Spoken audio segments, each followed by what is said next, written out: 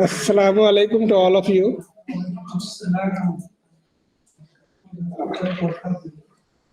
Weekly combined seminar का सिलसिला को आगे बढ़ाते हुए आज का टॉपिक जो डॉक्टर बुशरा सुरैया प्रेजेंट करेंगी, उनका टॉपिक है फिजियोकेमिकल एवोल्यूशन ऑफ इज़किर with its nephroprotective study on cisplatin induced kidney injury in rodent model.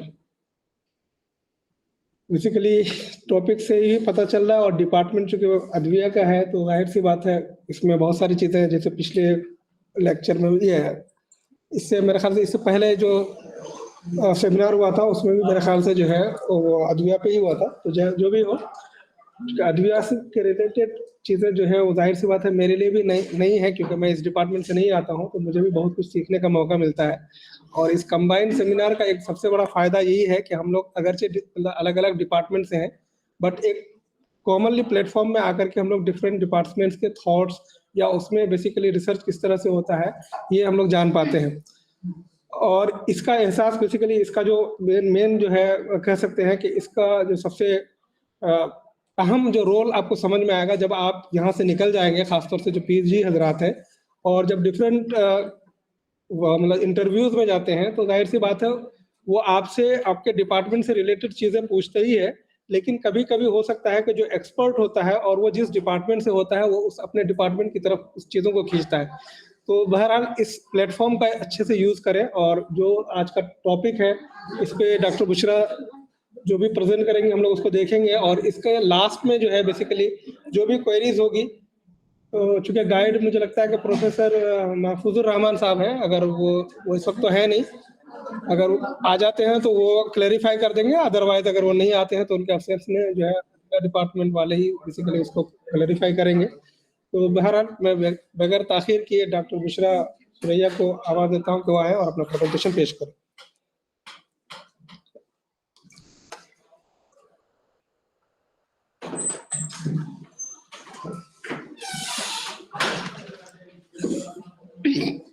Start करें sir.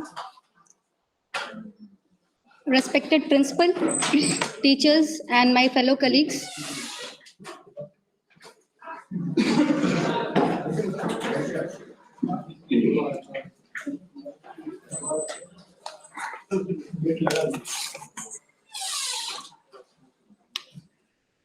respected principal, teachers and my fellow colleagues, good afternoon to everyone present here. In today's presentation, I am to speak on my synopsis. So to begin with, the title of the topic.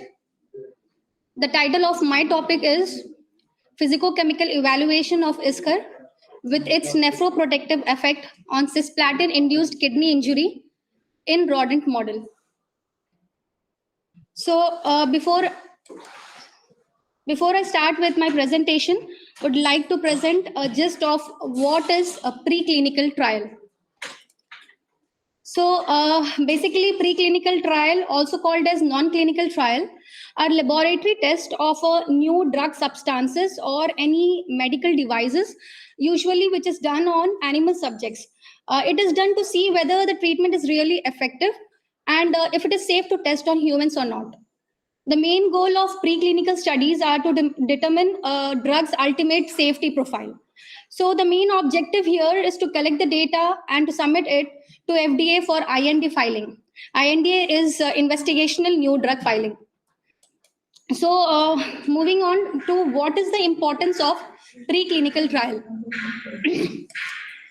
So preclinical trial is basically done for determination of dose, toxic dose, and pharmacological action.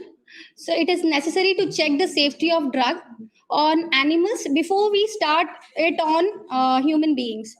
So there is a requirement of regulatory body in this, and it is done to check the pharmacokinetic of a drug. So what do you mean by pharmacokinetic? So pharmacokinetic is that how does the body reacts to the drug, or what does the body does to the drug. So when a drug is injected, we'll have to see how the drug is absorbed, how it is distributed over the body, and how it is metabolized, and after that, what is the way of excretion of that drug. So basically, all these four things, absorption, distribution, metabolism, and excretion, together is called as pharmacokinetics. So when we'll have a proper understanding of what is the pharmacokinetic of a drug, we'll have a better understanding that what will be the best route of administration for the particular drug. So this is a sample of animal model, which is kept in laboratory for investigation purpose. So moving on to the need of study. So what is the need of my study? Basically, shall I brief it? So in my study, what we'll have to do is experimentally or chemically, we'll be producing nephrotoxicity in animal model. And after that, we will give our test drug. That is, my test drug is Iskar. So we'll give that test drug and we'll see what is the protective action of Iskar on nephrotoxicity, which we have produced by cisplatin. So why am I focusing on cisplatin? What is the importance of cisplatin? So as we know, today's world, cancer is most emerging disease. And according to the WHO statistic, we could see that cancer is the leading cause of death worldwide, accounting for nearly 10 millions of deaths in 2020. So cancer is rising day by day, and the treatments are very less for that. So because of lack of treatment and lack of diagnosis, there is a lot of death occurring presently. So we see cisplatin is nothing but it is a cancer chemotherapeutic agent, or it is a neoplastic, anti-neoplastic drug. So this is used in the treatment of many solid organ cancers.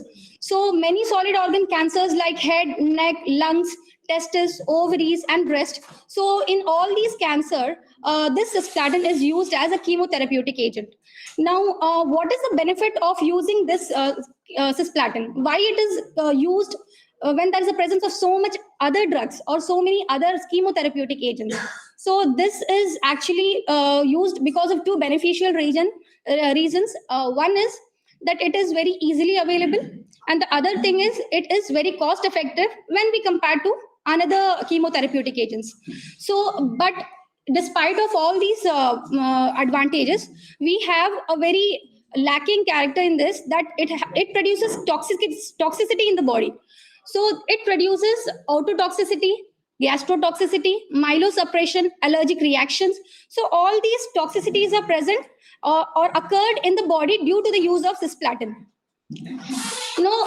And kidney injury is also common. So we see its clinical use is cumulative as complicated by its dose-dependent kidney toxicity. So cisplatin nephrotoxicity can present in number ways. So many ways are there which cisplatin produces the kidney injury. And one of the most serious and the most common presentation is acute kidney injury. So it occurs in about 20 to 30% of patients. And hypomagnesemia is also very common, and it occurs in about 40 to 100% of patients. So at present, in this era, we don't have any particular or effective treatment to treat kidney toxicity, which is caused by cisplatin. They are only symptomatic relief of that disease. So moving on, how does cisplatin cause toxicity to the body? So actually, the kidney injury which is caused by cisplatin, it is very complex, and the relationship and the pathway of cisplatin causing toxicity is unknown. So however, it is believed that the nephrotoxic effect of cisplatin in renal injury is caused by platinum. So this platinum, which is present in cisplatin, gets accumulated in kidney and then does leading to toxicity. How does this cause? So it increases the production of tumor necrosis factor alpha, and this in turn stimulates inflammation and oxidative stress and causes apoptosis in kidney. And in return of this, renal damage occurs, which causes decreased glomerular filtration rate, which is the main sign of acute kidney injury. So this is the pathway you can see, as I have explained now. So Unani system of medicine is one of the oldest system of medicine, which has its origin from Persia Arabic region, which followed the basic teachings of Bukhara and Jalinus. The Unani system of medicine has very effective treatment for various chronic illnesses and comorbidities. Among those, kidney injury is the commonest illness. So, in Unani system, there is a lot of drugs which can be used for treatment of kidney diseases and kidney injuries. So, in present situation, where there is so many chemical-induced treatments, there is a natural nephroprotective drugs, and its scientific validation is the need of hour. So there are various drugs which are excessively used for its nephroprotective activity, which is mentioned in Unani literature. So some of the drugs which I have mentioned is Amaltas, Parshausa, Badian, Biscopra, Kasni, Khare Khask, Tukme Khayar, Sapista, Aslesus, Gilo, Adrak, Sandal Safed, Zard Chob, Tawar, Hina, Tulsi, Majid, Baobadang, Mochres, Tukme Kaddu, and Iskar. And many more drugs are there, apart from these drugs, which I have not mentioned, which is already present in Unani literature. So, there are many more drugs which is written already, but why will the world accept this? Why will the world know or accept this, that these drugs are very effective in treating nephrotoxicity? Because we don't have any scientific validation. We don't have any proof for their efficacy. So we need to prove that their efficacy by doing experiments, studies, and scientific validation. In this study, one of my above drug, Iskar, will be assessed for its physicochemical properties and then evaluated for protective effect against kidney injury, which is induced by cisplatin, as I have mentioned. So hopefully this study will pave way for new mode of nephroprotective action in modern world through herbal medicines with minimal or no toxicity to human body. So moving on to the review of literature. So as we all know, being Unani physicians, the Unani system of medicine, kidney diseases are described to occur in due to three reasons. One is Sue Mizaj Kulliya, Sue Tarkib, and Tafarruq wa Ittisal. So in classical literature of Unani medicine, Iskar is mentioned to have nephroprotective effect. So it is mentioned in Al-Qanun and other authentic books as well. So if you see, Iskar is usually a tall perennial grass up to 1.8 meter high with very aromatic root, densely tufted stems from cluster are firm, persistent, finally loose and open, and tortoise leaf sheaths more or less widened below. The leaves are flat up to 60 centimeters and wide up to 5 mm, narrowly linear filiform above and ending in the long capillary tips. So this is the morphological characteristic of Iskar. This is a view of Iskar. Whole plant is present. You can see the leaves over there. So the plant can be collected anytime during the year except on winters. So there are two planting seasons, especially one is spring and other is monsoon. Depending upon the time of the planting and on the climatical factors, 2 to 4 cuttings of this crop can be obtained in a year. So moving on to the actions. So in classical Unani literature, action of Iskar is mentioned to have muhallil. It is anti-inflammatory. It is mentioned in book. So it acts as anti-inflammatory. It acts as munzij. It has coctic power, and it acts as talayyun, demulcent, mufatteh, deobstruent, musakkine alam, analgesic, tashannuj imtilai, repletive spasm, and qabiz, astringent. So the uses according to Unani physician is mentioned as nazifuddam, hemorrhage, kara, ulcer, auram-ubusur, inflammations and rashes, wajaul mufasil, that is arthritis, nasfuddam, hemorrhage, muqawwiye maida, gastric tonic, mushtahiye atam, appetizer, matli, nausea, Casereria carminative, वर्मे maida, gastritis, वर्मे जिगर, hepatitis, वर्मे रहम, metritis, मुद्रे has, एमिनोगॉग, मुद्रे बोल, diuretic, मुफत्तिते हिसात, lithotriptic, दर्दे गुर्दा, renal pain, istisqa, ascites, auram omicad, inflammation of anus or proctitis. So temperament of Iskar is garmo khushk, darja duam, hot and dry in 2nd degree. Human dose is given as 5 to 7 grams So approximately we'll be taking average of this like 6 gram. So what is the main objective of the study? So to standardize the test drug ISCR and to evaluate the nephroprotective effect of ISCR in experimentally induced nephrotoxicity. So in physicochemical evaluation, we'll have to see all these topics. So first we'll move on with the moisture content. The moisture content of the drug will be responsible for decomposition of the crude drug, either producing chemical changes or microbial growth. So the moisture content of the drug should be determined and controlled. The moisture content is determined by heating a drug at 105 degrees Celsius in an oven at a constant weight. So the next thing which we'll be examining is solubility. The drug specific behavior towards solvents are taken into consideration. Then refractive index. It is defined as a property of the material that changes the speed of light, computed as the ratio of the speed of light in a vacuum to the speed of light through the material. Specific gravity, also called as relative density, the ratio of the mass of the solid or the liquid to the mass of an equal amount of distilled water at 4 degrees Celsius. So viscosity will be the next topic. Viscosity, how we'll measure the viscosity? Viscosity of the liquid is constant at given temperature and is the index of its composition. Melting point. So plant constituents have a very sharp and constant melting point. As far as crude drugs are concerned, melting point ranges have been fixed due to the mixed chemical reactions. So we'll be seeing the ash value. Ash value is nothing but the determination of ash is useful for detecting low-grade products, exhausted drugs, and the excess of sandy or earthy matter. Different type of ash value are used in detection of crude drugs like total ash value, acids insoluble ash, water soluble ash, and sulfated ash.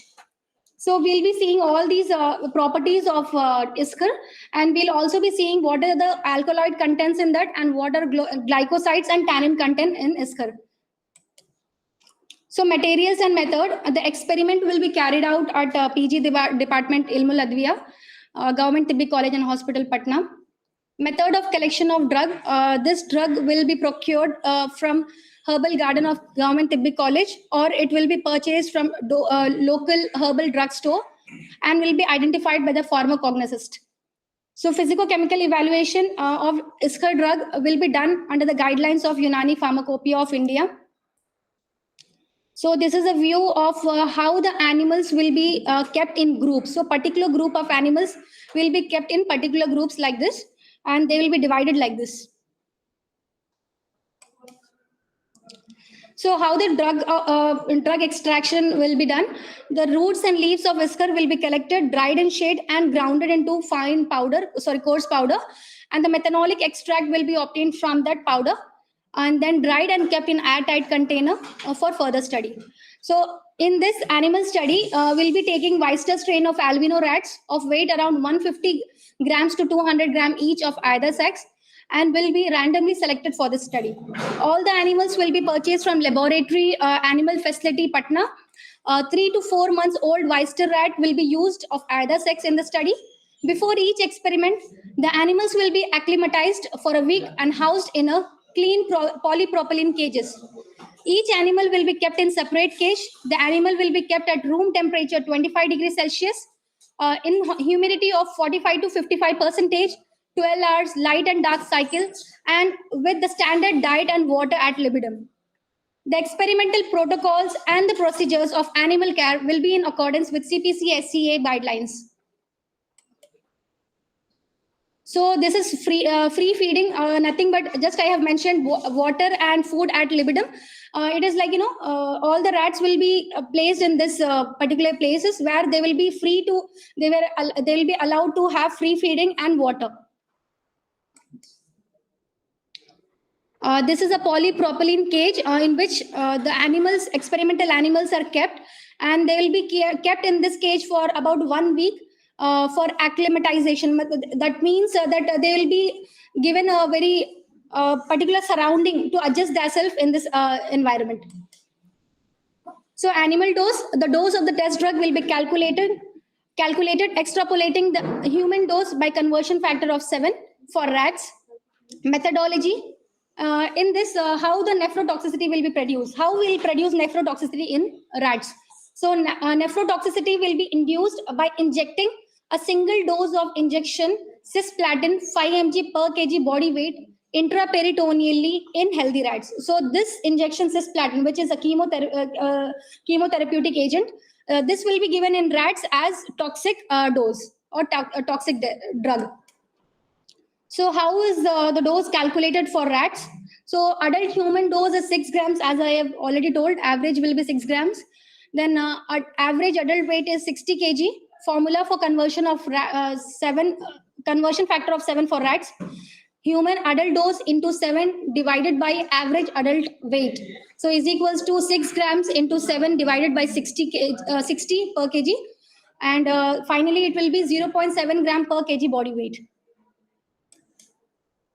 So this is how the rats will be administered cisplatin intraperitoneally via syringe. So the main important thing is study design in my topic. So what will be the study design in my experiment is, we'll be dividing 6 groups, and in each group we'll be having 6 animals, and each animal will be administered with different drugs and test drugs. So the first group will be plain control, in which we won't give any test drug, we won't give any toxicity, just we'll give water and normal diet. The second group will be negative control group, which means we will administer cisplatin, and we will see the level of toxicity what cisplatin is producing in rats. So we'll know how much toxicity it has produced. So the third group will be, along with cisplatin, we will give our crude powder drug 0.7 gram per kg body weight in low dose for 14 days. And in the fourth group, the same thing will be there. We'll be injecting cisplatin, and along with that, we'll be giving crude drug in high dose, that is 1.4 gram per kg body weight for 14 days. So group 5, single dose of cisplatin 5 mg will be given, and methanolic extract of ischar 0.7 gram per kg body weight in low dose for 14 days. And the last group, along with cisplatin, we'll be giving ischar methanolic extract in high dose, that is 1.4 gram per kg body weight. Okay. So this is the needle or feeding, you can call it as a feeding needle, by which mice are administered orally. Either it is food or either it is, so as I have showed already, food can be given freely, but if you want to particularly give any drug orally, so you can use this. So it is a feeding needle for rats and mice, and by this method it is given. They are directly administered directly into the throat part, and the food or test drug is given like this. At the end of the experimental study, on 15th day, we'll be withdrawing blood under light ether anesthesia for estimation of biomarkers of renal damage. We'll be checking blood urea, serum creatinine, blood urea nitrogen, serum sodium, and serum potassium level in all the rats. Then the rats will be dissected to isolate kidneys for histopathological evaluation. So statistical analysis, all the data will be collected and subjected to ANOVA, one way followed by Dunnett's test. Mean difference between these different groups will be considered as 0.05 p-value. All these are my references, which I have mentioned. Thank you.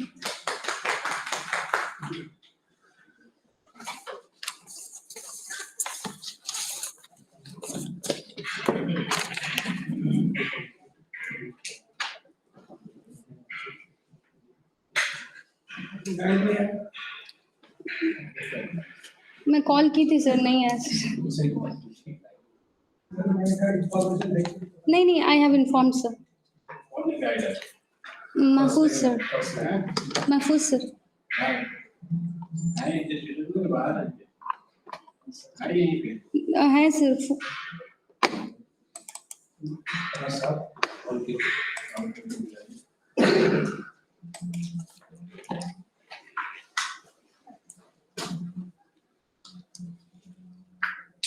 अच्छा, इसमें आप क्या कर रही हैं? 2 काम हो गया ना इसमें.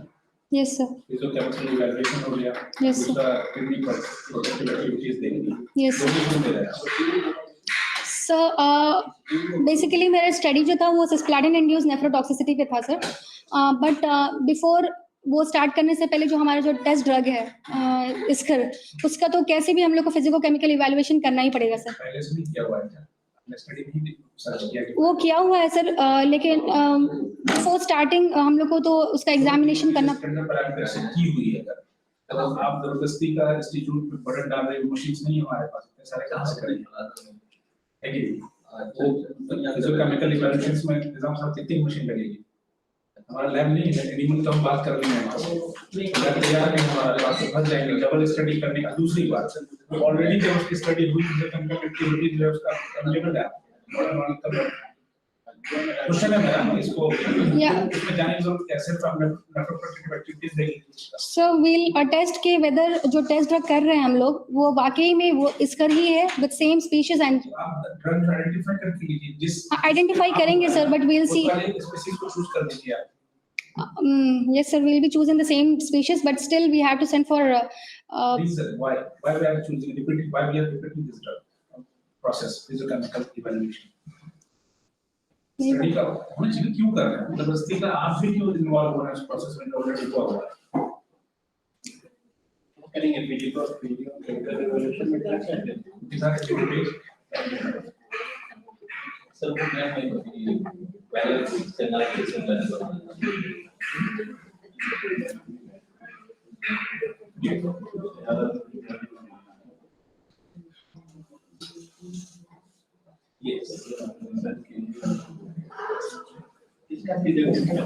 इसकर का सर, इसकर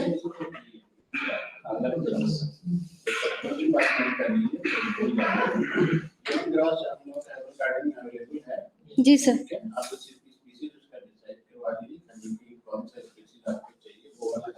ओके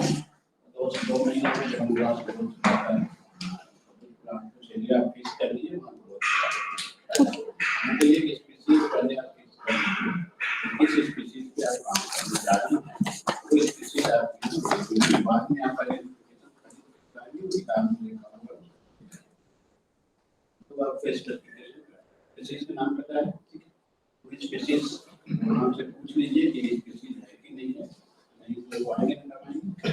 27 को आएंगे वो लेवल पे कोई स्पीशीज आइडेंटिफाई करवा देंगे, कहां से ये बायोटिक का उसका काम करेगा। तो आप वो वाला प्लांटेशन करवा दीजिए, प्लांटेशन करवा दीजिए तो एक पैरामीटर फिक्स हो जाएगा जो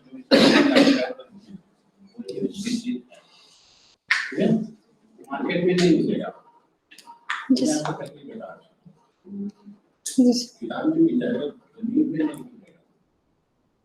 3 महीने में ग्रो हो जाता है। 2 महीना अभी 2 महीना में ग्रो करा के ना जगह बचा हुआ है, जगह ठीक करवा के उसके लिए ऑलरेडी बात हुई थी सर, जो IGMS में हर्बल गार्डन है उसी में हम लोग स्टार्ट कर देंगे करके, because will grow the plant and then will use for the experiment.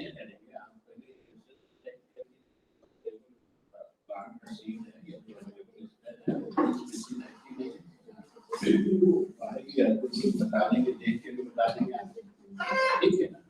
आप भेज के भी अपना प्लान में करवा लीजिए, दूसरे भी आप करना चाह रहे हैं उसका प्लांटेशन कर लीजिए, उनका प्लांटेशन नहीं है वो जल्दी हो जाता है, कम वक्त में आपको मिल जाता है, ठीक है? ओके चलिए इसका पे करेंगे ना। Yes sir. दूसरी बात ये जो वीडियो केमिकल इवैल्यूएशन निकाली है किसका है? इसकर का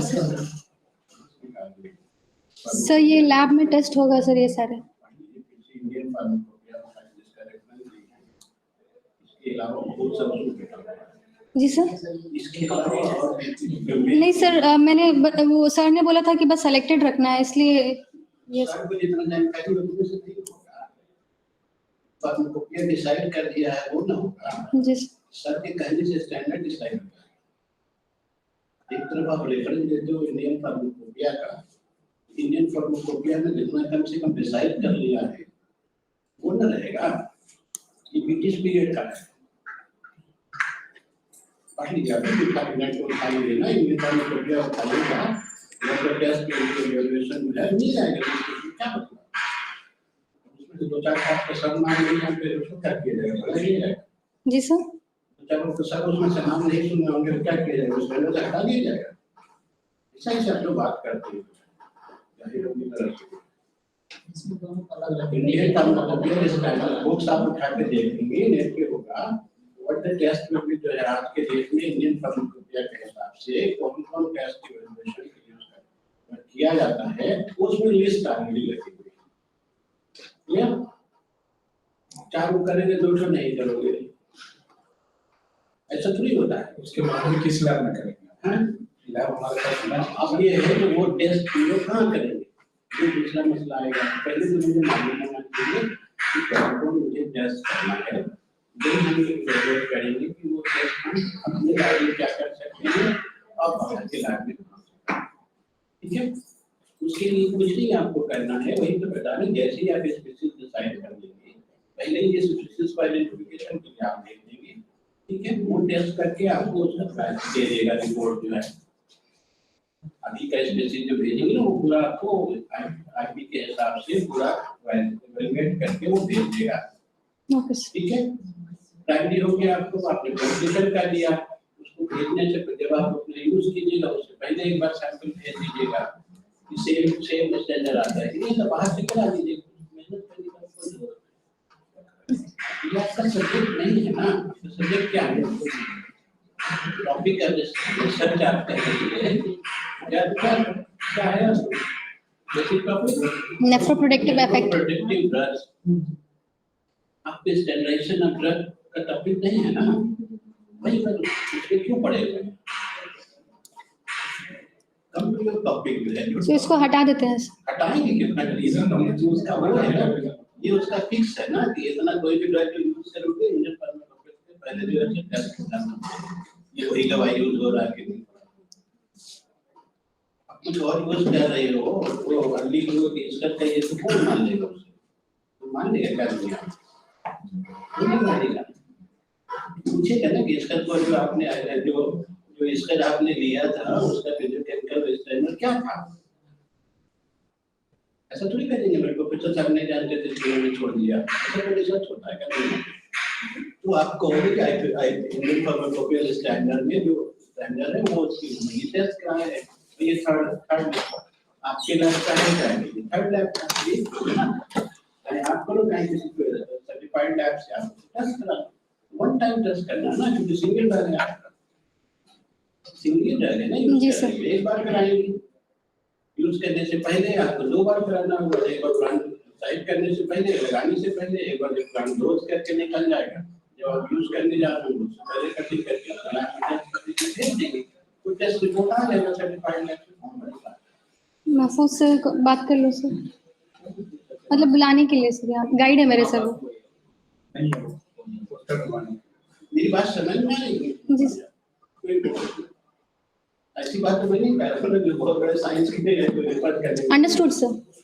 वो टू द साइड उसमें देखिए इंडियन फार्माकोपिया में किसी भी ड्रग का, तो सिंपल सी बात है, किसी भी ड्रग का आइडेंटिफिकेशन करने के लिए as per IP Indian pharmacopoeia standard से क्या टेस्ट रिक्वायर्ड है। इस ड्रग के लिए वो हो जाएगा, अगले डिपार्टमेंट के लिए कोई दूसरा हो जाएगा, ऐसा नहीं होना चाहिए। आईपी जब लिख रहे हैं तो आईपी से करेंगे, अगर अपना कोई स्टैंडर्ड आप जब ले रहे हो तो लिखोगे कि आईपी क्यों हम रेफर कर रहे हैं। किसी स्टैंडर्ड का नहीं होगा तो बहुत कोई मानेगा, कोई मानेगा क्या? ठीक है, ये बहुत आसान है, बता दिया मैं। देखिए थोड़ा दो काम आप कर नहीं लैब से भेज के करा लेना है, आप भेजेंगे वो बाय कुरियर भेजना है, वो अपना करके आपको भेज देगा। जल्दी आता है,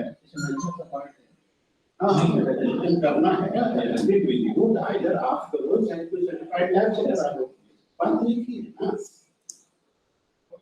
एक्सरे करना होगा तो आप कहोगे हम एक्सरे भी हम ही करेंगे, क्या एक्सरे रेडियोलॉजी वाले को करते हैं, हैवी मेटल्स है कोई नहीं है, लेकिन उस पे काम चलता है, लेकिन नथिंग इज देयर टू है, this is the British period lesson. I have changed मैंने सब सारे को चेंज करवाया गवर्नमेंट ने प्रोजेक्ट फार्माकोपिया में participate. I know when the what is the standard in there, books में छपा हुआ है, आईपी के बुक में छपा हुआ है, छपा हुआ है। कर देना, लैब्स में आपको आइडेंटिफाई कर देंगे, वहाँ भेज के आप डाल देंगे, ये चीज़ें आपको नहीं करना, ओके? रिसर्च की कोई बड़ी बात नहीं है, वो आपका बेसिक टॉपिक है, प्रोटेक्टिव प्रोटेक्टिव उसकी फैक्टर्स को आप जज करने जा रहे हो या इवैल्यूएट करने जा रहे हो, ये इवैल्यूएशन आपका नहीं, इसलिए लैब से वो कर देंगे। अब रह गया कुछ नेचुरल प्रोटेक्टिव आप कर दिया तो सबसे पहले आप उसमें श्रेडिंग कर लीजिए, प्रोटेक्टिव वो तो नहीं है, तो उससे नेचुरल टॉक्सिक वही तो नहीं डिटेक्ट करता। नहीं सर, वो प्रोटेक्टिव इफेक्ट में है सर, जी क्योंकि उसका जो एक्शन है एंटी इन्फ्लेमेटरी नहीं, ऑलरेडी स्टडी है सर दूसरे पैरामीटर्स से।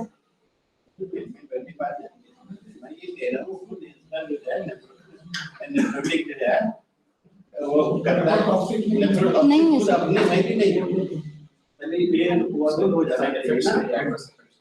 इसको आप नेचुरल प्रोटेक्टिव है जा रहे हो, खुद ही नेचुरल टॉक्सिक तो नहीं है। इसका तो किसने चूज किया आपने नेचुरल प्रोटेक्टिव के तौर पे? मिल जाएगा आपको, नेट पे मिल सर जाएगा। वो डाययूरेटिक है सर, लिथोट्रिप्टिक है और एंटी इन्फ्लेमेटरी है सर, एनाल्जेसिक भी है सर। आपने उसमें लिखा सिर्फ दर्द गुर्दा में, नहीं सर, एक्शन में लिखा आपने, एक्शन में उसमें मतलब इस्तेमाल किस एक्टिविटी को जस्ट ले रहे हैं? मैंने इसको मुसक्किन अलम की वजह से, मुफत्ते, एंटी इन्फ्लेमेटरी एंड कॉकटेव सब की वजह से ऑन अ होल लिया है सर। मुफत्ते कैसे काम करेगा? क्योंकि इसमें जो है सर जो वैजो कंस्ट्रक्शन हुआ था और आके रीनल डैमेज की वजह से यूरिन आउटफ्लो नहीं हो पाता है, अगर मुफत्ते होगा तो उस एक्शन से काम करेगा सर। मुफत्ते क्या करेगा? ऑलरेडी एंटी इन्फ्लेमेटरी भी है ना सर, मुफत्ते तो दांत की सूरत होता है ना, किसी भी सुद्दों को खोलने, किसी भी चीज को खोलने वाली ऑब्स्ट्रक्शन को। डैमेज में सुद्धा होगा, जी सर, नेफ्रोटिक डैमेज में सुद्धा होता है, किस केस में होता है सुद्धा? सुद्धा जहाँ मादा जहाँ पे रहेगा वहीं पे सुद्धा होगा सर। किस केस में क्या ऐसा कर देंगे यार कैंसर में कि वहाँ सुद्धा हो जाए? बेसिकली ये एंटी इन्फ्लेमेटरी एनाल्जेसिक की वजह से लिया है सर, मुंजिज की वजह से। जो सिस्टम की बहुत सारी दवाएं तो फेरारी में है, सब सारी चीजें गोकुल है, वो छोड़ के आप ये सेकेंडरी ड्रग पे क्यों? उस पे हुआ है सर, ऑलरेडी स्टडी हुआ है सर। दूसरे पैरामीटर्स देख लेते हैं, मतलब एक दवा जो मेन स्ट्रीम की है उसको छोड़ के आप दूसरे पे क्यों चलते हैं? ये मेरा क्वेश्चन है। आप ऐसा जाएंगे ना कि आइडियल ये कोई नेफ्रोटॉक्सिक है कि नहीं है, अपनी जगह पे पहुंचा जिस काम के लिए इसे यूज करने जा रहे हैं वो खुद नेफ्रोटॉक्सिक ड्रग आता है कि नहीं। हमने स्टडी में जाके बहुत दूर नहीं जाना, आपको नेट पे जाके एक दिन सर्च करेंगे, दिन भर में मिल जाएगा। बहुत ज्यादा सर्च करेंगे नेफ्रोटॉक्सिक ड्रग्स ट्रायल, तो आपको नेट पे मिल जाएगा ये नेफ्रोटॉक्सिक ड्रग्स में इसका लिस्टिंग किया गया है कि नहीं किया गया। यूनानी की बुक में कहीं मेंशन है कि इसको एज ए नेफ्रोप्रोटेक्टिव तौर पे इस्तेमाल किया गया है? हाँ, ज़ौफ़े गुर्दा के लिए अल कानून वगैरह में मेंशन है सर। दर्द गुर्दा, हाँ गुर्दे के अमराज में भी ऐसा लिखा हुआ है सर। तो किस दर्द कैसे दूर करता है? ये वो कंडीशन क्या और भी दवा तो है दर्द गुर्दा की? एनाल्जेसिक भी तो है सर। और भी दवा है दूसरे एनालिसिस, मतलब मेरा कहना है कि नेफ्रो जब एक्टिविटी आप कर रहे हैं ये और सब दवा को ऑलरेडी काम हो चुका है। ब्रॉड में दिया हुआ है, ब्रॉड में दिया है कि डॉक्टर गुर्दा में इस्तेमाल करते हैं, गुर्दे के किसी भी अमराज में इस्तेमाल करते हैं, तो स्पेसिफाई करके मैं ये कहना है कि किडनी की लगभग 12-13 दवाएं हैं जो सूर्य ने बताया कि किडनी डिजीज के लिए हैं, तो उन सब को छोड़ के आप दूसरे पे सोचो। ज्यादातर दवाओं का काम हो चुका है। जो मेन दवा ऑलरेडी हुआ है सर, उस पर सिनॉप्सिस भी बनाया था सर मैंने, लेकिन बाद में मालूम चला कि उस पर हुआ है ऑलरेडी आई है, इसलिए मैंने चेंज किया है सर। ये इस तरह से नहीं चूज करना है, जैसे आपने देखा ना, फर्स्ट के लिए आपने दवा आपने चूज किया जिनके हिसाब से इन 10 ड्रग्स पे नेचुरल सी बात है, वैसी है तो अभी रिसर्च चल रहा है तो आप उसको उस तरह से छोड़ते जाएंगे, तो ऐसे नहीं करें। उसमें आप देखेंगे उन्होंने किस चीज जैसे आपने नेफ्रोप्रोटेक्टिव के लिए किया, उन्होंने मान लेते हैं कि डायबिटिक के लिए किया या कैंसर के लिए किया या स्पेसिफिक किसी डिजीज ऐसे बहुत सारे cases हैं। या किसी और पैरामीटर पर उसने काम किया, किसी ने पहले फैसला पैरामीटर तो आप बनाइए, कोई और पैरामीटर बनाइए, आप थोड़ा सा पैरामीटर चेंज कर दीजिए। सर जैसा कह रहे हैं ना उसमें मेंशन होना चाहिए कि आप जिस दवा पे काम हो चुका है और भी अच्छा हो जाता है कि आप मेंशन कर देते हैं मेंशन करेंगे हाँ, कि इस दवा पे ये काम हो चुका है ये करना है बस एक लाइन का ये काम था उसका, उनका मेथड चाहिए वो था, नहीं करता। इसका ये काम था, इसका मेथड चाहिए था, हम इसमें से ये मेथड ले रहे हैं और ये बात ले रहे हैं, डिफरेंट हो गया। ऐसा नहीं होता नीड ऑफ रिसर्च स्टडी वाला से निकाले तो नीड ऑफ स्टडी वाला। यस, इसमें यही चीज जो सर बता रहे लिखना था, क्यों आपने इस पर को चूज किया। इसमें नहीं लिखना पड़ता, रिपोर्ट्स बहुत सारी, आप जो काम कर रहे हैं उसको 2-3 लाइन लिखना होता है, क्यों कर रहे हैं, वजह होनी चाहिए, इतना सारा और इसमें लिटरेचर नहीं तो होना। इसमें मैंने मेंशन किया है ना सर। जैसे बस वो जो काम कर रहे हैं इतना आपने स्टडी किया उसको ब्रीफ एक बना वो लिखिए। कि बना का ये स्टडी है, स्टैंडर्ड माना जाता है, वो समझता है किसी ने पढ़ा है। एक अलग सेक्शन है लिटरेचर का, जिसमें लिटरेचर खूब लिख लिया। नीड ऑफ स्टडी में सिर्फ जो काम कर रही है क्यों चूज किया वो लिख देना। आप देख के बताएं कि ये कि लोगों ने ये काम किया, उनका ये मेथड था, अब मेरा ये इनमें से ये नहीं है, ये बस सिंपल चैप्टर लाइन में लिखेंगे, एक पैराग्राफ में उनके बारे में लिखेंगे, उन लोगों ने ये काम किया, उनका ये पैरामीटर था, उनके ये रिजल्ट हो गया। अब आपका ये पैरामीटर है, आप इस काम के लिए कह रहे हैं, ये रिजल्ट की एक्सपेक्टेशन कर रहे हैं। इसका पहले खास क्या है? एंटी इन्फ्लेमेटरी है सर। मैं पूछ रहा हूँ क्या है? मोहल्ले लेवल में है सर। लेकिन 3 चीजें मॉडलिंग है, डायबिटिक है, डायूरेटिक है सर। जहाँ तक मैंने थोड़ा बहुत पढ़ा है मैंने, मॉडलिंग है, डायबिटिक है, लेकिन थेरेपेटिकल में जो है, एलोपैथिक में बहुत कम यूज है, नहीं के बराबर है, आप जाएंगे तो रहेगा कि नहीं यूज करना है। आयुर्वेदिक में भी बहुत कम यूज है, यूनानी में ज्यादा यूज है, जहाँ तक थोड़ा बहुत बोल रहा हूँ। मॉडर्न में भी इसके बहुत सारे रिसर्चेस हुए हैं सर ऑलरेडी। ओरल के लिए नहीं हुआ है। आज भी जितना इसका यूज हो रहा है, संक्षेप वाले नॉन ओरल में यूज हो रहा है, एक्सटर्नल यूज के लिए देखकर इंटरनल यूज हो रहा है, ठीक है ना।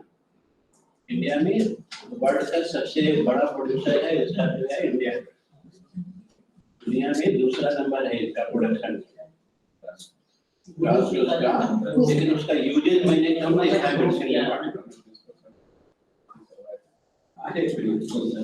मैं भी उसमें एक चीज कंट्रारी है, थोड़ा सा मैं समझना चाहूंगा कि ये मोहल्ले में भी है और एक्सटेंडेंट भी, ताबीज भी, इससे ये क्या मतलब हुआ इसका, क्या मोहल्ले है तो एंटी इन्फ्लेमेटरी है सर, साथ में खबाजत है, ऐसा है? क्योंकि खुश्की है, क्योंकि गर्म और खुश्क है सर, तो खुश्की की वजह से खबाजत है सर। तो फिर खुश्की से तहलील हो जाएगा, कोई भी चीज तहलील हो जाएगी खुश्की अगर तो सर 2 चीज जो आके किसी भी इन्फेक्शन का ग्रोथ करती है वो हरारत और रतूबत है सर, और जब खुश्की है तो सपोर्ट करेगी ना सर। इन्फेक्शन का क्या मसला है, तहलील से इन्फेक्शन का क्या लेना,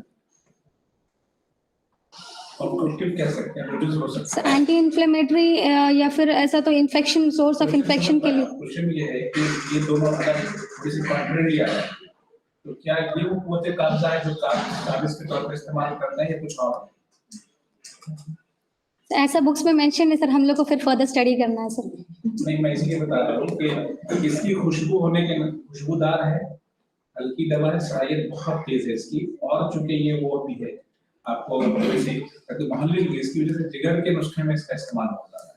और ये जो स्ट्रिंजेंट कुव्वते काबजा ये वो नहीं है जो कब्ज कर दे रही है आपको, इस दवाओं की इंटीग्रिटी की बात होती है, टेंडुलकर्स की, उसकी उस कुव्वते काबजा की वजह से लीवर में ऐसी दवाएं इस्तेमाल होती है, वो नहीं कब्ज पैदा करती। इसलिए इसका कितने भी नुस्खे, इसके लीवर के जितने भी जिगर के नुस्खे बनते हैं इसका, उसके बाद आपको बोले काफिस, ठीक है, बड़ा इसका इस्तेमाल वो कुव्वते काबजा पूरी चाहिए इसका। ये उसको मेरी समझ से जो आप लीवर प्रोटेक्टिव अगर आप करेंगे ज्यादा रिजल्ट आएगा। बात तो यही है आपकी, बात एक ही है जो आप कह रहे हो ना कि लीवर प्रोटेक्टिव है, इसको प्रोटेक्टिव मेजर का कंसेप्ट नहीं है यूनानी सिस्टम में, नेफ्रो प्रोटेक्टिव करके कोई टर्मिनोलॉजी नहीं है, कोई कंसेप्ट नहीं है, कहीं एक जगह मिलेगा, मिलेगा क्या? भाई है नहीं क्या है आप उसको अंदर जाइए, किस वजह से ये मुहाफिज से खुलता है, वो सरकारी कहना है कि उसको एक्सप्लोर के मत जाइए ना, क्योंकि एंटी इंफ्लेमेटरी इसका ज्यादा रोल है, ज्यादा यूजेज है। तो एंटी जो है आप उसे नेप्रो एंटी इंफ्लेमेटरी करके यूज कर लीजिए, उसके इन्फ्लेमेशन को रिड्यूस कर देता है। क्या दिक्कत है उसमें? थोड़ी सी आपका जो टेस्ट जो ले रहे हैं, उसमें इन्फेक्शन के जो टेस्ट होते हैं वो ले लेना है, पता चल जाएगा कि इन्फ्लेमेटरी है कि नहीं है, जो है इन्फ्लेमेशन कम कर रहा है कि नहीं। अब आप जो इंड्यूस कर रही हैं उसमें भी देखना पड़ेगा कि सर्दी जो का डिस्कशन में जो होगा तो वही लिखेंगे। हाँ डिस्कशन में जब कुछ लिख रहे हैं हमारा पहले से क्लियर होना चाहिए वो करने जा रहे हैं। वही करते क्यों हम डिस्कस में लिखा कि हम रोडेंट पे लिख रहे हैं, रोडेंट क्यों लिख रहे हैं? आप Second day. उसमें अपने टाइटल जब मिस्टर रेड ले रहे हैं तो सेकंड ग्रुप दे रहे हैं, सेकंड ग्रुप में हम लोग को पता चल रहा है। पर्टिकुलरली किडनी के सेकंड ग्रुप है ना, नेगेटिव कंट्रोल है, उसमें सिर्फ सिस्प्लेटिन देंगे तो हम लोग को उसका रेशियो पता चलेगा कितना ज्यादा चेंज हुआ।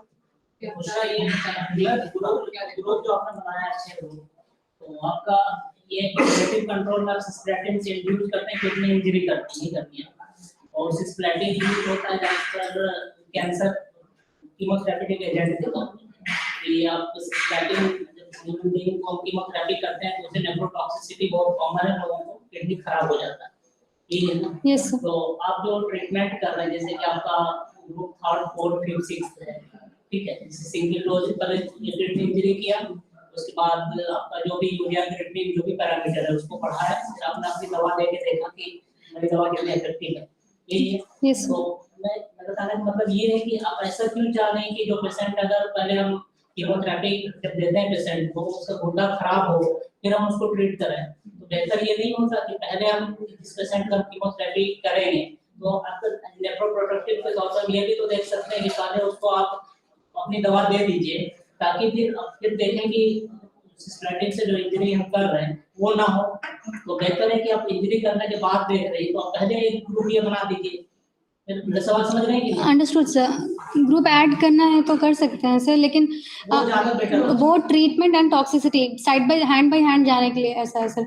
मतलब अगर किसी को कीमोथेरेपी चल रहा है साथ में अगर ये ट्रीटमेंट देते हैं तो what will be the protective effect? नहीं तो इसके अंदर ये पहले आप पेशेंट को या फिर अपने एनिमल को आपको नेफ्रोप्रोटेक्टिव है तो आपने जो इस तरह की दवा है उसको उससे ट्रीट कर दीजिए। उसके बाद फिर आप देखिए कि सिस्प्लेटिन से इंजरी कर रहे हैं तो उसका नेफ्रोटॉक्सिसिटी हो रहा है कि नहीं, हो रहा है तो कितना हो रहा है। तो बेहतर था कि आप ग्रुप में ये शामिल करते तो ज्यादा बेहतर होगा मेरे हिसाब से। I include sir. लेकिन कहां से आप लोगों को पहले से डायग्नोस किया कि किडनी खराब है उसका? So obviously renal parameters we'll see sir, renal parameters देखेंगे, glomerular filtration rate देखेंगे, उसका output देखेंगे, यूरिया क्रिएटिनाइन का रेट्स देखेंगे, we'll know। वो एनिमल कौन देगा आपको कि हर एनिमल में जाके जांच कर लेंगे? वो थोड़ी ओपीडी में आते हैं। जी सर। एनिमल मॉडल्स फिर इसलिए करेंगे फिर आपका सैंपल साइज डिफर हो जाएगा। आप सर्च करेंगे ना किसको पहले से already nephro No sir, we'll take a healthy rat sir। एक ग्रुप और आप लीजिए, सिस्प्लेटिन देने से पहले आप उसको ड्रग दीजिए, उसके बाद सिस्प्लेटिन देखिए उसके अंदर इंजरी कितनी है। नहीं, आप एक दवा को क्लेम कर रहे हैं 95% कॉन्फिडेंस के साथ कि नेफ्रो प्रोटेक्टिव है, आप उसी में शक कर रहे हैं कि नेफ्रो 95% मतलब ये है अगर इतना 95% अगर हो रहा है तो हमारे दवा करती है, अदरवाइज नहीं। 0.05% पॉइंट कम होगा, 95% कॉन्फिडेंस है आपको इनके उसमें प्रोटोकॉल तो तैयार है। Error क्या है? ये जो हाइपोथेसिस तैयार हो रही है तो अभी प्रूव कर रहा है 95% कॉन्फिडेंस लेवल में दवा है कि नहीं। अगर उससे ज्यादा है तो हम कर सकते हैं कि आउट कर दीजिए। ठीक है, अब मैं मानता हूं कि एक दवा पे जब तक आपको यकीन ही नहीं कि नेफ्रो प्रोटेक्टिव है तो क्यों वेस्ट कर रहे हैं स्टडी? तो इसीलिए तो चेक कर रहे हैं सर। दवा नहीं चूज करनी है, जो टैबलेट चूज कर रहा है पहले से अगर आपको पता है कि नेफ्रो प्रोटेक्टिव नहीं तो उसकी स्टडी लीजिए कि ये टॉक्सिसिटी करती है। सर बहुत सारी न्यू ड्रग्स भी होती है ना सर। कैसे होगा? आपको कुछ भी नहीं पता है। ड्रग डिस्कवरी की तो बात ही नहीं, इसलिए इस पे काम हो चुका है, उसके सारे केमिकल एक्शंस मॉडल में निकाल दिए। हम तो कर रहे हैं अपने मन को समझाने के लिए केमिकल मॉडल समझ रहे हैं। मॉडल की सारी स्टडी हो चुकी है है सर, ये मुझे पता नहीं लेकिन इसके है सर, जेंटामाइसिन इंड्यूस्ड पे है सर। हम तो इसलिए जेंटामाइसिन इंड्यूस पे है, दूसरा पैरामीटर्स लिया हुआ है सर। जैसे मैंने सिस्प्लाटिन से इंड्यूस किया है सर, उस वाली स्टडी में जेंटामाइसिन से इंड्यूस्ड है क्या इस सर, घर और पे बहुत सारे दूसरे ज्यादा ड्रग्स हैं तरह सर। की यूनानी वाले की स्टडी होगी तभी हम जानेंगे, किसी दूसरे लोगों ने इस पे तो फिर यूनानी में स्टडी ही नहीं होगी ना सर, ऐसे करेंगे। ये तो पता नहीं कभी इस स्टडी नहीं हुई। नहीं, ये तो मैं क्लेम कर रहा हूँ स्टडी हुई है इस पे। इस पैरामीटर वही कहते हैं ना, ऐसे सर्च करेंगे नहीं, मिल जाएगा आपको। इस घर पे तो यूनानी वाली स्टडी मिल जाएगी आपको।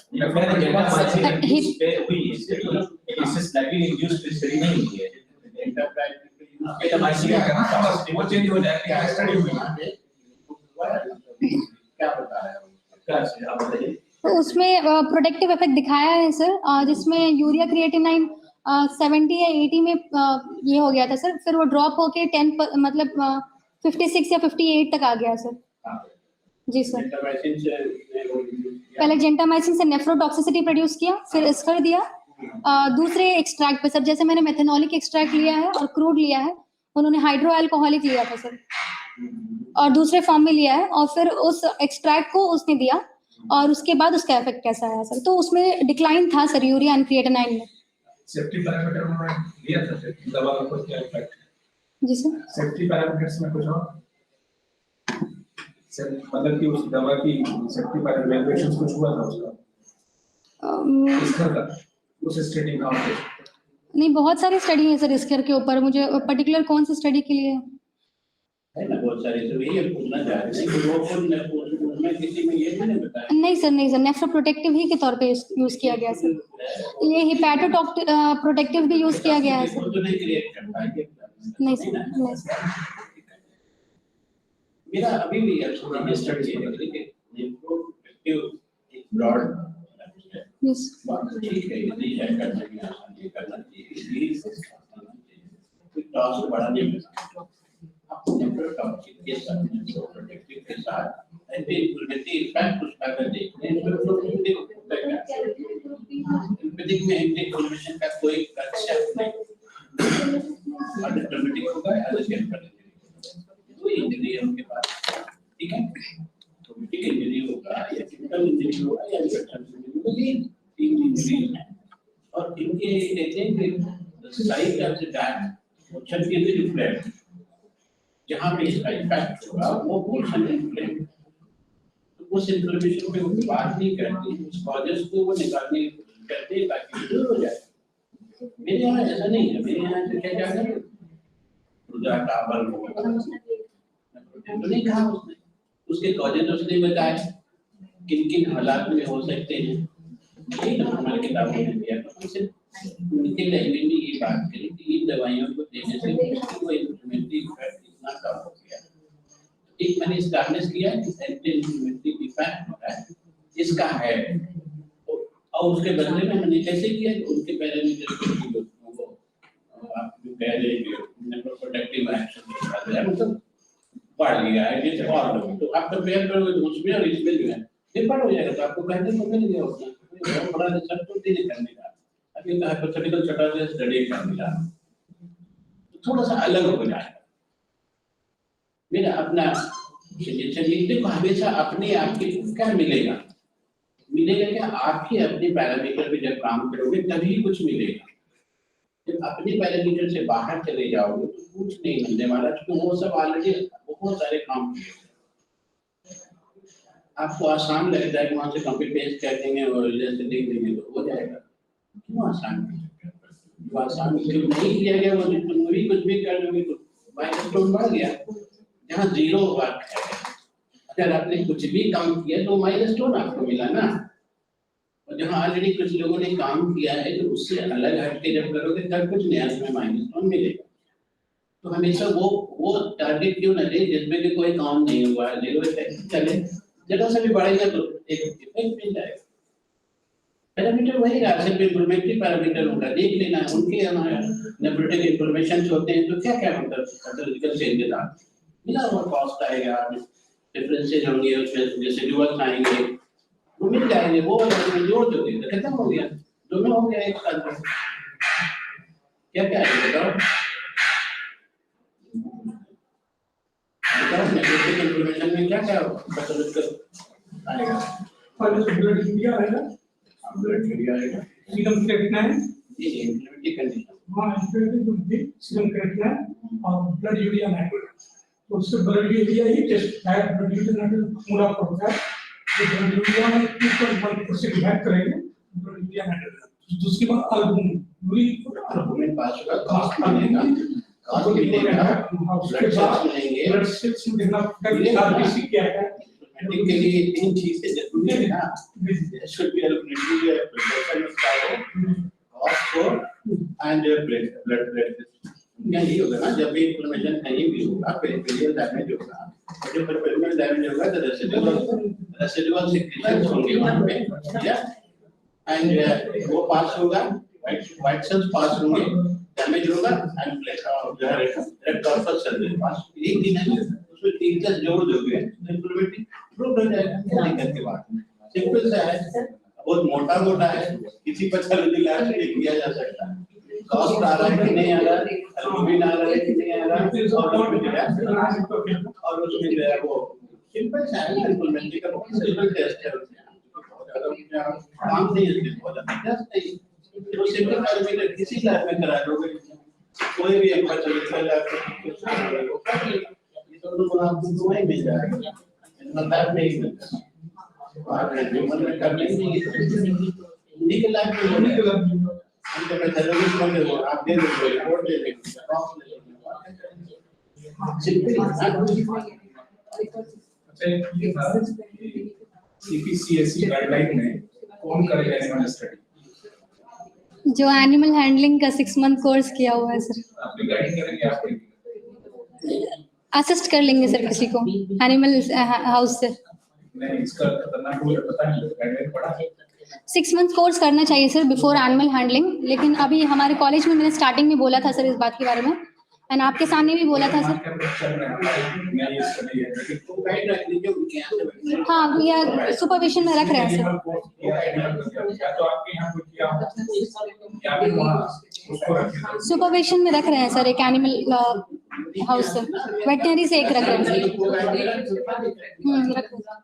फिर आपको लिखना भी पड़ेगा कि इस पर इन्वेस्टिगेटर तो आप स्टडी किया उसको स्टडी में वो गाइड मिलेंगे, टेंशन नहीं तो बात है, वो गाइड हैंडलिंग है, ये कहने की बात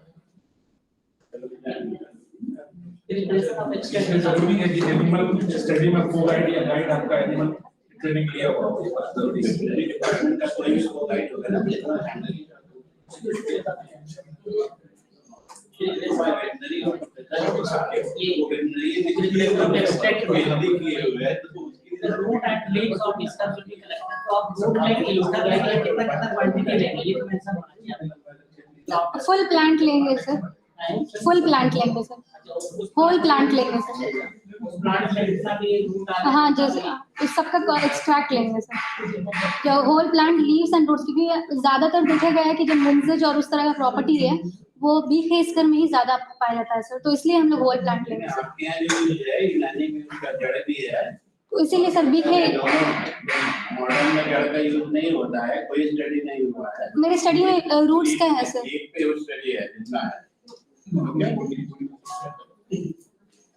आप अपना देख लेंगे किस पे करेंगे, जड़ पे करेंगे, मैं होल प्लांट पे करूँगी सर। Yes sir. और ये एक्चुअली क्या होता है एनिमल्स में उसको एक पर्टिकुलर एनवायरनमेंट में पहले एडजस्ट करने का दिया जाता है सर, फॉरन उसको लाएंगे और उसको इंजेक्ट कर देंगे तो हो सकता है कि उसका खुद के पर्सनल रेस्पॉन्सेज हो, इम्यून रेस्पॉन्सेज हो, तो वो सब ना हो, उसके अलावा हो, मतलब फ्री रहे वो ये सब चीज़ों से, चेंजेस से, इसलिए उसको पहले एक पर्टिकुलर केज में रखा जाता है सर ताकि वो एनवायरनमेंट को एडजस्ट कर ले। तो रहता है नो सर, जब हम लोग एक नया केज में लेके आएंगे उसको पर्टिकुलरली डायरेक्टली आप इंजेक्ट नहीं कर सकते सर। एनिमल पे आप स्टडी करेंगे ना, वो जो एरिया होता है जहाँ पे इंटरव्यू करेंगे, वो इंजेक्ट करना है, वो एरिया में प्रिपेयर होता है, एक केस में आप सिस्टम में ला सकते हैं। अब फॉर एग्जांपल हम लोग रैट्स कहीं और से ला रहे हैं सर, कहाँ से लाया है कि यहाँ से स्टडी होने का प्रोक्योरमेंट का अलग है, कहीं और से आता है। हाँ नहीं, जो स्टडी एनिमल स्टडी होती है बिल्कुल कंट्रोल वाली स्टडी होती है, जैसे वो तो आप कर ही रहे हैं, एनिमल हाउस में आपको क्या करना है? नहीं पूरा हम लोग को करना है सर। जो जो A1 B का जो ट्रीटमेंट करता है बिल्कुल पूरी तरह से कंट्रोल नहीं होता, सिर्फ आपकी दवा का इफेक्ट नहीं आएगा, पेशेंट जा रहा है, गिर रहा है, खा रहा है, पी रहा है। हमारे यहाँ जो स्टडी होती है 100% कंट्रोल स्टडी, अभी भी एलिमेंट आया है 7 या 9 बिल्कुल एनवायरनमेंट अलग मेरा यही कहना है, ऑलरेडी एनिमल लॉस वाला मेंटेन करता है, आपको छूने भी नहीं देगा उससे पहले, उसका टाइम नहीं सीधी सी बात है, उसमें हम क्या कर रहे हैं, एक हफ्ते के लिए उसको छोड़ देते हैं सर। एक्सपर्ट है वो, आपको उसी साथ उसका जो बॉड बॉय भी होता है वो एक्सपर्ट होता है। जैसे हम लोग अगर कोलकाता से मंगा रहे हैं सर, अब फौरन मैं दूसरे दिन स्टडी स्टार्ट नहीं करूंगी सर, मैं 1 वीक उसको रख दूंगी। ये मैं कह रहा हूं कि आपका पार्ट नहीं है, हाँ। जो एनिमल हाउस है उसको गाइडलाइंस होती है, मेंटेन करता है, ये सब सारी चीजें खुद ही करता है। देखना हम तो लाइफ में ऐसे ही होता है, आप ज्यादा नहीं उसमें बढ़ जाना है, इधर क्या करना है। Okay sir. देखो स्टैंडर्ड रूल मिल गया है, स्टैंडर्ड नहीं सर, मैंने क्रूड और मेथनॉलिक को ही कंपेयर कर रहा हूँ सर। स्टैंडर्ड से कंपेयर नहीं करेंगे। नहीं सर, स्टैंडर्ड है तो वो जाहिर सी बात है कि इफेक्ट अच्छा आएगा ही सर, इसलिए सिर्फ मैंने अपना स्टैंडर्ड से और नहीं, सर जो दवा टेस्टिंग कर रहे हैं उससे कंपेयर नहीं करेंगे कंपैरेटिव स्टडी। इस बारे में मैंने पूछा था सर गाइड से, तो उन्होंने बोला कि सिर्फ 2 क्रूड फॉर्म और मेथनॉलिक एक्सट्रैक्ट ले लो। दोनों लेने की वजह क्या है? सर क्योंकि ह्यूमन डोज में हम लोग अब एक्सट्रैक्ट तो निकाल के नहीं देंगे सर, अब जाहिर सी बात है कि हम लोग कहीं से ड्रग ले रहे हैं तो उसको पाउडर फॉर्म में देंगे पेशेंट को, या फिर बोलेंगे उसको जोशांदा पी लो, इस तरह से देंगे सर। तो पाउडर फॉर्म में देंगे तो उसका इफेक्ट कितना आ रहा है, या फिर हम लोग एक्सट्रैक्ट निकाल के दे रहे हैं तो उसका इफेक्ट जाहिर सी बात है एक्सट्रैक्ट में ज्यादा इफेक्ट आएगा, लेकिन अगर दोनों का सेम है तो अच्छा है ना सर, तो हम लोग पेशेंट को भी क्रूड फॉर्म यूज कर सकते हैं। ड्रग डिलीवरी पे कोई असर पड़ता है क्या? जी सर। ड्रग डिलीवरी पे वो टारगेट ऑर्गन पे पहुंचना, इसमें कुछ असर पड़ता है इससे एक्सट्रैक्ट निकालने से? हमारे यहाँ क्यों करते हैं मुसब्बा, एक चीज करने की वजह क्या हो? सर उसकी टॉक्सिसिटी नहीं हो, सिर्फ टॉक्सिसिटी एंड इन्फेक्शन भी नहीं हो, एक्सटर्नल इन्फेक्शन वगैरह, एनवायरमेंटल इन्फेक्शन ना हो। इसलिए बहुत दूर दराज का ऑर्गन है ना, वहां तक पहुंचते फर्स्ट और सेकंड नंबर की जो एक्टिविटी होती है खत्म हो जाती है, तीसरी छुट्टी जाकर होती है, तो इसलिए शायद एक्सट्रैक्ट, जहाँ तक आप लोग बताएंगे एक्सट्रैक्ट लेते हैं ताकि ज्यादातर उसके मॉइस्चर अज्जा उसमें आ जाए, ऑब्जर्व हो जाए, तो इसकी डिलीवरी वहां तक आसानी से हो जाए। आप ये मेथनॉलिक एक्सट्रैक्ट तो ले तो पेशेंट में जो शानदार पिलाते हैं, जो शानदार तो निकालते हैं, शानदार पानी में मिलाते हैं। ऑलरेडी हुआ है सर उसमें। सब भी अलग चीज एक्सट्रैक्ट का सीवियर फॉर्म। अब मैं सच में क्या यस सर। क्रूड में जो नॉर्मल दवा लेंगे सर, उस रॉ फॉर्म में देंगे सर बिना कोई चेंजेस के, वो क्रूड हुआ सर। अगर हम लोग पाउडर फॉर्म में दे रहे वो क्रूड हुआ। और एक्सट्रैक्ट अगर किसी चीज का जोशांदा या अर्क उसके अंदर से निकालेंगे सर, तो वो एक्सट्रैक्ट या फिर अर्क हो गया सर। हाँ, डिस्टिलेशन प्रोसेस वगैरह से निकाला जाता है।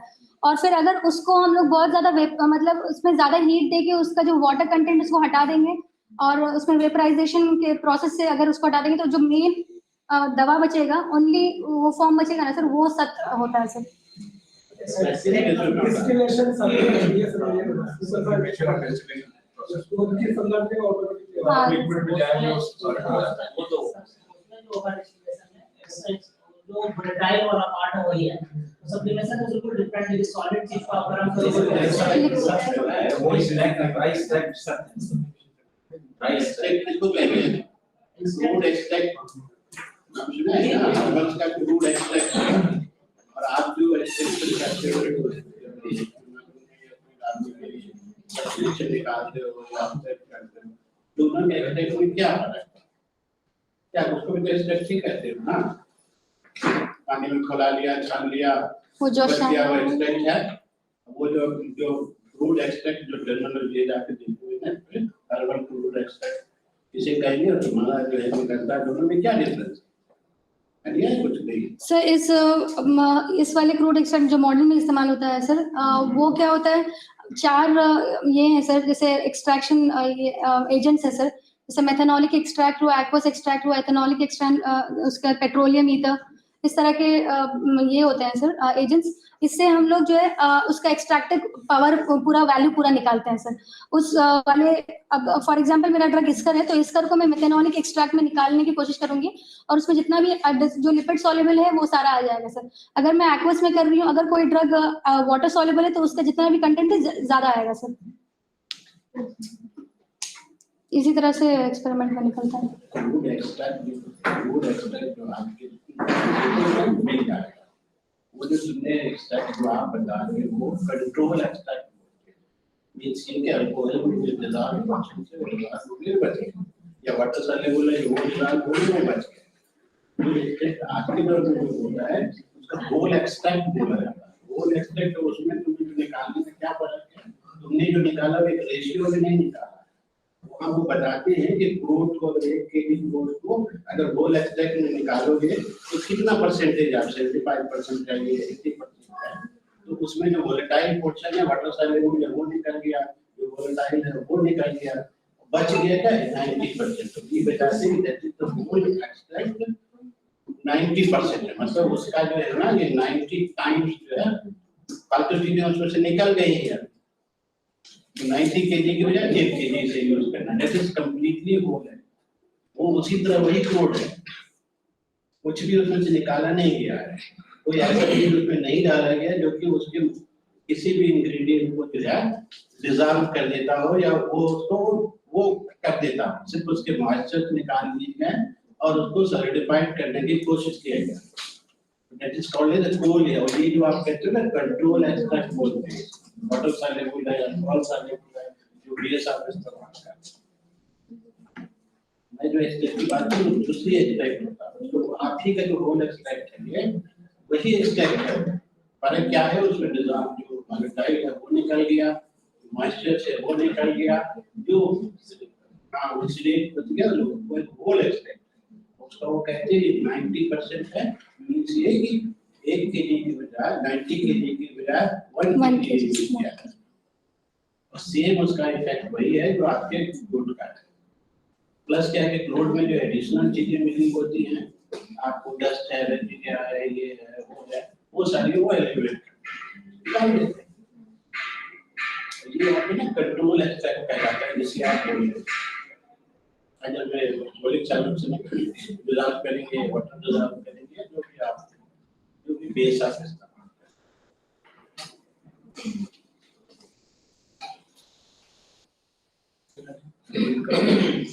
ये कभी भी हम यूट्यूब में कर लीजिए, एंटी इन्फ्लेमेटरी कर लीजिए, चेक कर लीजिएगा एक बार। ये खुद लिखा है, अभी भी हम डॉक्टर है ये खुद लिखा है। देखो हमने काम से पता है कि हर कोई यूज अभी ये सबसे पहला चीज जो देखा जाता है वो लिवर डायरेक्ट लॉस करता है। लिवर प्रोटेक्टिव है कि नहीं और किडनी प्रोटेक्टिव है, थोड़ा सा भी ट्रेस आप जो है उसका किडनी पे उसका जो टॉक्सिक इफेक्ट होगा इतने भी, लेकिन इसलिए इसका उनका जो अभी मॉडर्न आयुर्वेदिक जितनी दवाएं हैं उसको डिस्कस का वो हम यूज होता है। मुझे बोल रहे हैं क्वेश्चन तो इस वजह से ये नेटवर्क काफी सही होगा। मैं ये नहीं कह रहा हूँ, ये है गलत है। दूसरी लाइन से जो आज दुनिया में जो यूज हो रहा है ना, क्यों नहीं यूज हो रहा? डायबिटिक करना है के लिए, लेकिन जो एक्शन के लिए हमें फिर उसमें मीनिंग आउटपुट नहीं होता है। ये नहीं वो ऐसे ही है ओरल में कम नहीं है, कंपैरेटिवली बहुत ज्यादा लिखने से सिनॉप्सिस अच्छी नहीं होती, जितनी बात है सर इसमें मैंने बहुत सारी चीज आज ऐड की है सर, सिनॉप्सिस नहीं है सर। सिनॉप्सिस पर एडिशनल ध्यान रखना है कि स्टिक टू द टॉपिक, और जब आपने वहां मेंशन किया है तो उसके बाद फिर आपका नहीं होगा, नहीं उसको समझाने के लिए एडिशनल लेंगे। नीड ऑफ द स्टडी क्यों जरूरी है आपको? नहीं नीड ऑफ द स्टडी 10 में लिखने आपने क्यों चूज किया ड्रग्स को बस वही बताना, या वो उस प्रोसेस रेफरेंस को बस वो रेफरेंस बता देना वो थोड़ा इसके अलावा जो काम करने जा रहा है उसमें बहुत ज्यादा इधर उधर बुक लिखने का जो करना है वो लिख देना। मैं इसलिए काम कर रहा हूं बस। It was very nice presentation by Dr. Bushra Suraiya. और इस पे काफी अच्छे अच्छे कमेंट भी आए इस पे। तो एक तो ये था कि जो स्टैंडर्डाइजेशन है कि जो फार्माकोपिया के इससे, तो उसमें 2-3 चीजें होती है। एक तो फिजिकल स्टैंडर्डाइजेशन होता है, एक केमिकल स्टैंडर्डाइजेशन होता है, और फिर फिजिकल में जो बताया उन्होंने कि मॉइस्चर कंटेंट है, विस्कोसिटी है, मेल्टिंग पॉइंट है, सॉल्बिलिटी है, ऑप्टिकल डेंसिटी है, एक्सट्रैक्टिव वैल्यू है। तो हर ड्रग की अपनी एक फिक्स होती है, ठीक है। तो ये करने का मकसद इसलिए होता है कि ये पहले से हो सकता है किया हुआ हो, तो हर ड्रग की ये जितनी ये है पैरामीटर्स है, मॉइस्चर कंटेंट है, तो बता दिया कि इजखर के पाउडर का मॉइस्चर कंटेंट आपका इतना ही होना चाहिए। अगर उससे ज्यादा हो रहा है या कम हो रहा है तो हो सकता है कि आपका इजखर ना हो। उसका अगर पीएच या सॉल्बिलिटी सब उसका एक रेंज में दिया हुआ है। तो इसी वजह से करते हैं कि हमारे जो ड्रग है वो ओरिजिनल, अगर पहले से पैरामीटर फिक्स है तो हम अपने उससे मैच करते हैं कि जो हमारा पैरामीटर है वो मैच कर रहा है कि नहीं कर रहा है। अगर कर रहा है तो हम कह सकते हैं कि उसी रेंज में है हमारी दवा। उसी तरह से उसमें फिर केमिकल स्टैंडर्डाइजेशन भी करते हैं। केमिकल में फिर क्वांटिटेटिव होता है, क्वालिटेटिव होता है। क्वांटिटेटिव में हम अल्कलॉइड देखते हैं उसका कि अल्कलॉइड का कितना कंटेंट है, या कौन सा अल्कलॉइड है, या ग्लाइकोसाइड कौन सा ग्लाइकोसाइड्स है, सैपोनिन्स है। उसी तरह से क्वांटिटेटिव में एसिड वैल्यू देखते हैं, ईस्टर वैल्यू देखते हैं, प्रोक्साइड, आयोडीन वैल्यू, ये सब पैरामीटर हम चेक करते हैं। दूसरा एक क्वेश्चन ये था कि क्रूड ड्रग, एक्सट्रैक्ट और अर्क में क्या फर्क है, ठीक है। क्रूड ड्रग और एक्सट्रैक्ट और अर्क में, क्रूड ड्रग ये है कि जैसे इजखर है तो इजखर को हम पाउडर बना दिया तो क्रूड ड्रग हो गया, ठीक है। और अर्क में और एक्सट्रैक्ट में, तो अर्क बेसिकली हम देखते हैं कि जो उसका जो वोलेटाइल पार्ट है, अर्क आप जब भी बनाने का तरीका देखें, या तो ट्रेडिशनल मेथड से देखें या फिर अभी जो लेटेस्ट मेथड है, तो अर्क कैसे बनाते हैं, किसी बर्तन में आप दवा ले लीजिए, उसमें सॉल्वेंट जो आपको सपोज दैट पानी ले लीजिए, उसमें फिर उसको आप गर्म करते हैं तो उसके ऊपर इस तरह का टोटी बनाते हैं कि फिर उसको फिर कंडेंस करते हैं। कंडेंस करने के बाद फिर देखते हैं कि वही चीजें उसमें आएगा जो वोलेटाइल होगा, ठीक है। जो वोलेटाइल नहीं होगा वो नहीं आएगा। फिर उसके बाद अगर उसका लताफत को और बढ़ाना चाहें तो फिर दोबारा रीडिस्टिलेशन करते हैं। तो डिस्टिलेशन प्रोसेस से जो हम करते हैं वो अर्क हासिल होता है। और एक्सट्रैक्ट जो होता है, एक्सट्रैक्ट को अलग अलग सॉल्वेंट में करते हैं। सपोज दैट आप पानी में बॉयल, जो शानदा है, जो शानदा को आप फिर जो शानदा तैयार किया फिर उसको पानी को इवेपोरेट कर दीजिए, लास्ट में जो पार्ट बचेगा वो आपका ये होगा, एक्सट्रैक्ट होगा। उसी को सद भी कहते हैं। तो फिर अलग अलग उसमें हम करते हैं, या मान लो कि कुछ वाटर सॉल्युबल वाटर में करते हैं, या फिर हम जो सॉल्वेंट लेते हैं अल्कोहल ले लेते हैं, कभी हम हाइड्रोअल्कोहलिक लेते हैं, 50% वाटर लेते हैं, 50% अल्कोहल लेते हैं। तो दोनों चीज में जो सॉल्युबल हो वो चीज होगा। तो बेसिक डिफरेंस तीनों में ये हो गया कि क्रूड ड्रग जो हो गया, जो क्रूड ड्रग है नेचुरल, हम डायरेक्ट पाउडर बना दिया, क्रूड ड्रग हो गया। जो अर्क जो हुआ, जो वोलेटाइल पार्ट जो हो गया, जो डिस्टिलेशन प्रोसेस से जो करते हैं, और जो अर्क जो हासिल करते हैं वो एक्सट्रैक्ट जो हासिल करते हैं तो उसको बॉयल करके जो उसमें लास्ट में जो उसमें डिजॉल्व वाला पार्ट जो आता है उसको हम इवेपोरेट कर देते हैं, जो बचता है अर्क। और सब्लिमेशन जो पूछ रहा था, सब्लिमेशन ये होता है कि हम सॉलिड चीज को जब हम ये गर्म करते हैं तो सॉलिड विदाउट लिक्विड में कन्वर्ट हुए जो वेपर में कन्वर्ट हो जाता है, वो सब्लिमेशन प्रोसेस होता है। और इसके कंक्लूजन में ये ड्रग कैसे एक्ट करती है, जो मुझे जो समझ में आया कि जैसे कि इजखर है, इजखर कैसे नेफ्रोप्रोटेक्टिव इफेक्ट हो सकता है। सर ने बहुत अच्छी बात बताई कि इजखर का ज्यादातर जो इफेक्ट एंटी इंफ्लेमेटरी के तौर पे दिया हुआ है। तो हो सकता है कि सिस्प्लेटिन से जो हम इंजरी कर रहे हैं, जो हम किडनी की इंजरी कर रहे हैं सिस्प्लेटिन से, तो इंजरी करने के बाद इंफ्लेमेटरी कंडीशन आता है, ठीक है। और हमारी ड्रग जो है वो एंटी इंफ्लेमेटरी प्रूवन है, मतलब दिया हुआ है। तो हो सकता है कि एंटी इंफ्लेमेटरी इफेक्ट होने की वजह से जो उसका इन्फ्लेमेशन है या इंजरी है उसको खत्म करके उसका इफेक्ट को देखते हैं। और उसमें जो पैरामीटर जैसे इंजरी आप करेंगे, नेफ्रोटिक इंजरी करेंगे, तो उसमें यूरिया, क्रेटिनिन या ब्लड यूरिया, नाइट्रोजन वगैरह ये सब पैरामीटर है। तो हम डायरेक्ट कैसे इन्फ्लेमेशन देखें, तो हम इस पैरामीटर को देख लेते हैं कि हमारी जो दवा है इस पैरामीटर को कितना कम कर रहा है, ठीक है। तो उससे हम देख सकते हैं। और स्टडी में थोड़ा सा मेरे हिसाब से ग्रुप और थोड़ा ऐड हो जाता, तो अगर प्री ट्रीटेड ग्रुप अगर देता कि जो पहले हम ट्रीटमेंट दे रहे हैं उसके बाद हम इंजरी कर रहे हैं, उसके बाद फिर हम देखते हैं कि कितना उससे इंजरी हो रहा है। मतलब हमारी दवा तो हम नेफ्रोप्रोटेक्टिव देख रहे हैं ना, नेफ्रोप्रोटेक्टिव देखने का मतलब ये है कि हम उसको पहले दवा अपनी दे दें, उसके बाद सिस्प्लेटिन से इंजरी करें, उसके बाद हम देखें कि हमारे एक ग्रुप अगर ये हो जाता तो हम देखते हैं कि मतलब कितना उसको प्रोटेक्ट कर रहा है, सिस्प्लेटिन से हम जो इंजरी कर रहे हैं तो कितना प्रोटेक्ट हो रहा है। तो ओवरऑल प्रेजेंटेशन बहुत अच्छा रहा, ठीक है। और पहले प्रेजेंटेशन से काफी इम्प्रूव हुआ, इस पे काफी अच्छे अच्छे कमेंट हुए। तो बुशरा सूर्या का thank you very much for nice presentation.